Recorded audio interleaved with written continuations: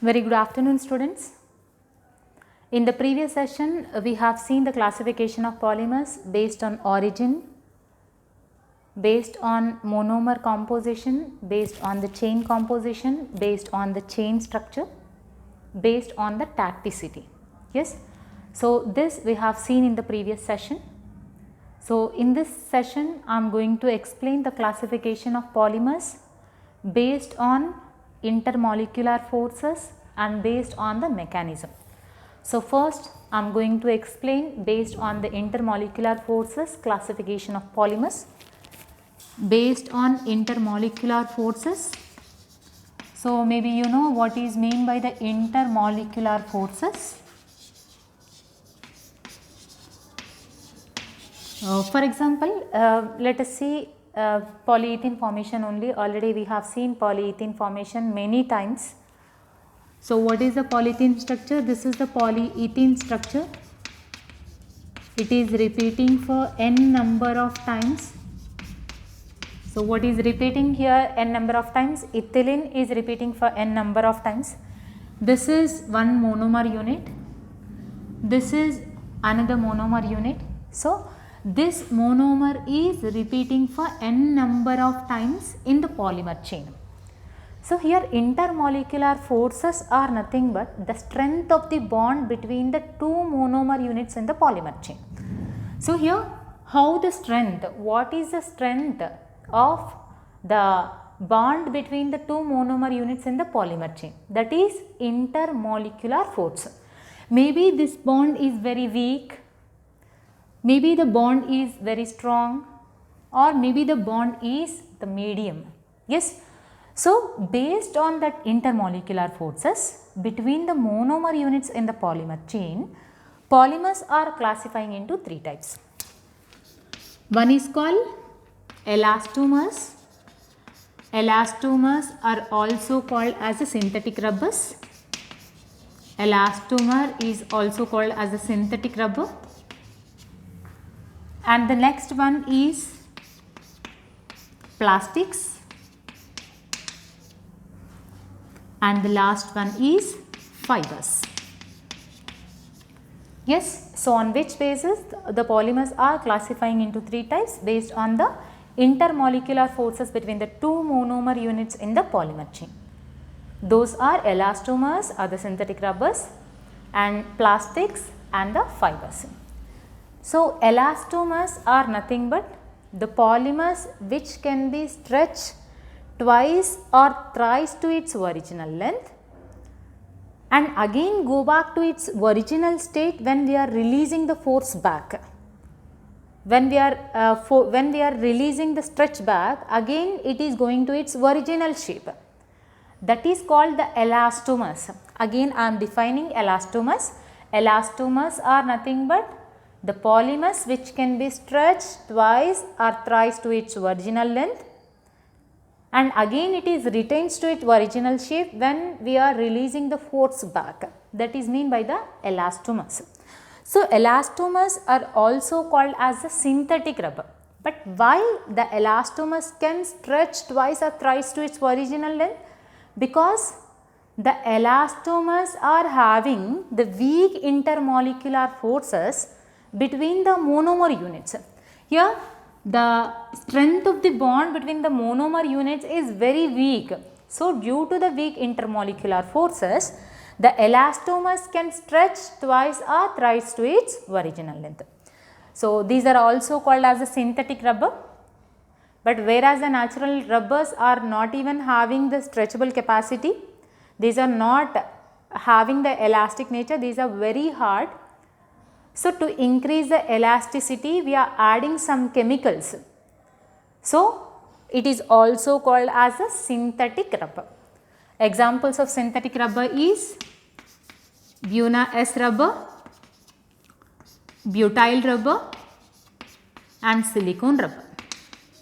So, these are part of your syllabus. So, especially for CSE and EEE students are having these three topics in your syllabus. But whereas civil students are not having the synthesis of elastomers, but you will be having what is the definition of elastomers. You are having the classification. So, the next one is the plastics. Plastics are the intermediate between the elastomers and the fibers. That means the bond strength between the monomer units are moderate between the elastomers and the fibers. That is mean by the plastics. But these plastics are classifying into two types based on the thermal ability or based on the heat ability. Plastics are classifying into two types. One is called thermoplastics and another one is the thermosetting plastics. So, on which basis the plastics are classifying into two types based on the thermal ability of the polymers or of the plastics. Plastics are classifying into two types. One is called thermoplastic polymers and another one is the thermosetting plastics. So, the differences and the definition of thermoplastics I will explain you after the explanation of fibers. Fibers are very strong polymers. The intermolecular forces between the monomer units are very strong like covalent bond. So, the bond between the two monomer units are very strong like covalent bond, and these are having the brittle nature and these are very strong compared to the plastics and the elastomers because of the strong intermolecular forces between the two monomer units. So, these fibers examples. So, there is no classification of fibers, but we are having one is natural fibers and the synthetic fibers, but fibers are not depends on the temperature and these are not sensitive to the temperature. So, fibers examples are nylon 6,6, Kevlar. Yes, these are the examples of fibers. These are also part of our syllabus, especially to CSE and EEE students are having these topics in your syllabus, but whereas civil students are not having these topics in our syllabus. So, now let us see the plastics. So, I said you now on which basis the plastics are classifying into two types based on the thermal ability. The plastics are classifying into two types. One is called thermoplastics and the thermosetting plastics. So, let us see one by one.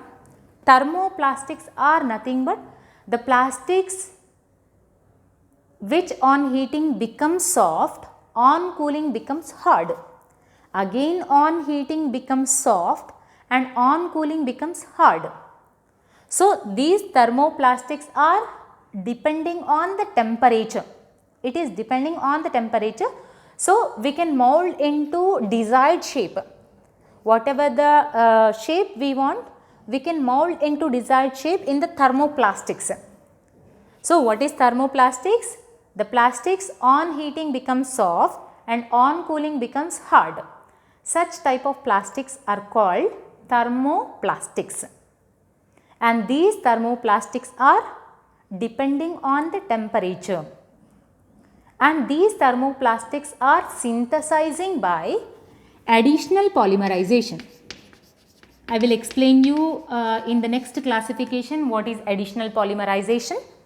But here how the thermoplastics are synthesizing?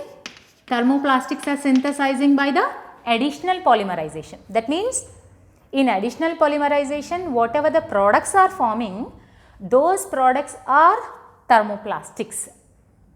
So, thermoplastics are synthesizing by additional polymerization, and in additional polymerization the chain structure is the linear structure, that means the straight chain structure.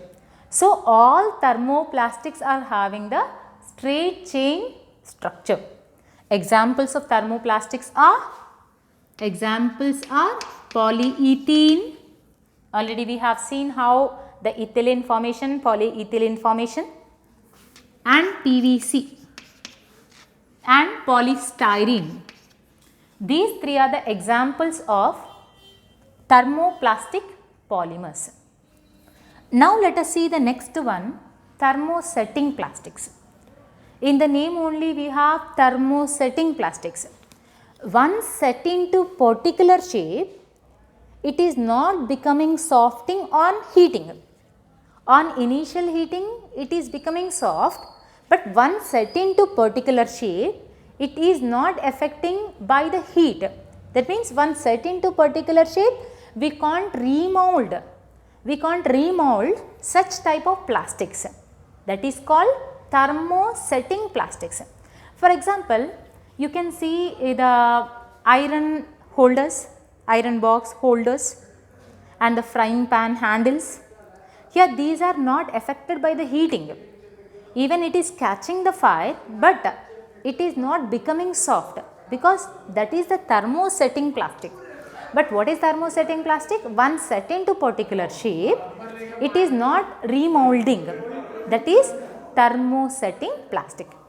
Thermosetting plastics are synthesizing by condensational polymerization. So, thermosetting plastics are synthesizing by condensational polymerization.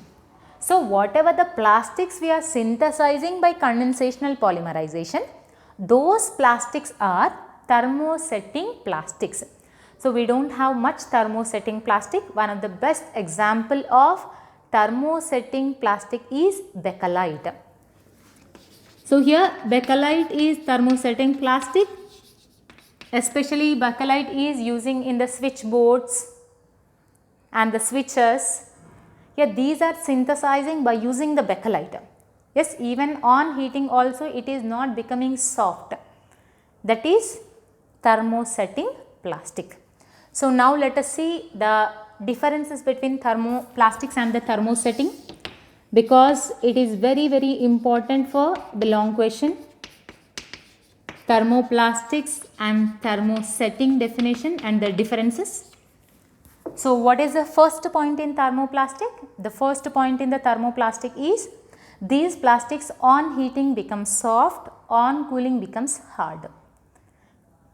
And thermosetting plastics are nothing but the plastics on initial heating becoming soft, but once set into particular shape, these cannot affected by the heat.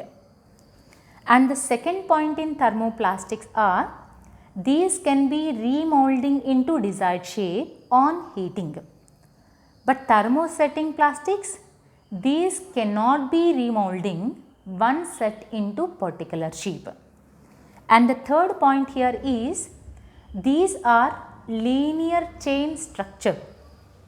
But the thermosetting plastics, these are cross-linked structures, are the three-dimensional structures. These are synthesizing by the additional polymerization. These are synthesizing by the condensational polymerization. And examples for thermoplastics are polyethylene, polyvinyl chloride, polystyrene. But thermosetting plastics examples are bakelite. This is